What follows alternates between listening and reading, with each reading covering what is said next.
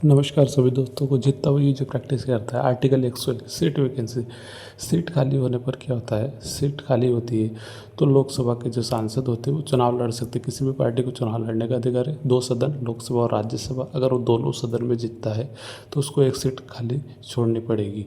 वो दो जगह से सांसद नहीं रह सकता है आर्टिकल 101 के तहत।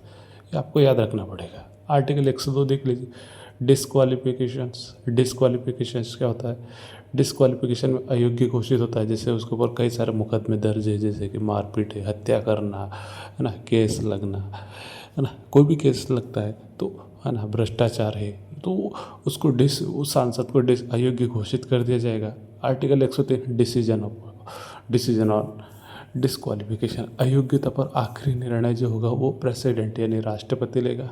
ये आपको याद रखना है ना। राष्ट्रपति, प्रेसिडेंट जो होता है वो आखिरी निर्णय लेता है, या लोकसभा अध्यक्ष भी लेता है वैसे देखा जाए।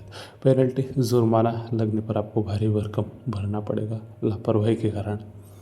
आर्टिकल 105 पावर ऑफ प्रिविलेज, शक्ति और विशेष अधिकार। एमपी जो होते हैं यानी जो सांसद होते हैं उनको बोलने का अधिकार होता है कि वो पार्लियामेंट में अपनी स्पीच रख सकते हैं, है ना। उनको पूरी फ्रीडम होती है, बोलने की पूरी फ्रीडम होती है। आपको याद रखना है कि बोलने का पूरा अधिकार तो है, उनको पूरी फ्रीडम होती है कि आप कुछ भी बोलो, संसद के बाहर कुछ नहीं बोल सकते आप। सैलरीज, उनका जो वेतन होता है उनको वेतन प्लस भत्ता दोनों मिलता है। वेतन भी मिलता है और भत्ता, है ना। 2 से 2.5 लाख से एक सांसद की सैलरी होती है। बिल्स, विधेयक, कुछ भी बिल आने पर उनको सदन में रहना अनिवार्य है, जैसे कि धारा 370, आर्टिकल 370 देख लीजिए आप, है ना।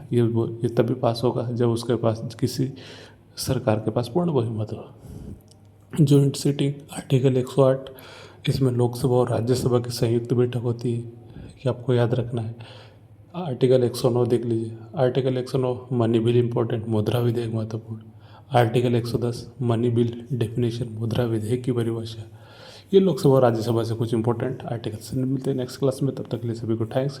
क्लास अच्छी लगे लाइक शेयर और सब्सक्राइब जरूर करें। जय हिंद, जय भारत।